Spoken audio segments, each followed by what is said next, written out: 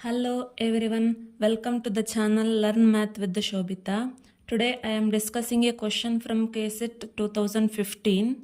The question is how to find the limit. Limit n tending to infinity of n divided by n factorial to the power 1 by n is equal to.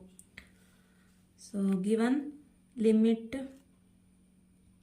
n tending to infinity of n by n factorial to the power 1 by n. Okay, this I will write as limit n tending to infinity of n to the power n by n factorial whole to the power 1 by n. Okay. Now we have to evaluate limit n tending to infinity of an to the power 1 by n, where an is equal to n to the power n by n factorial.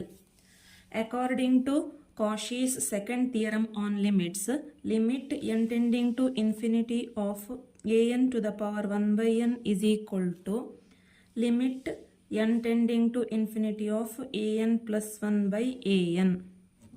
Okay, so this will be equal to limit n tending to infinity of an plus 1, that is n plus 1 to the power n plus 1 by n plus 1 factorial into an divided by an. Divided by n means this, so I will multiply and that is denominator and become numerator and numerator become denominator, that is n factorial divided by n to the power n.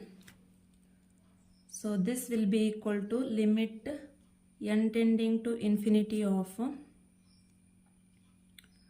here n factorial, here n factorial get cancelled into n plus 1, so 1 n plus 1 is remaining, so n plus 1 by n whole to the power n.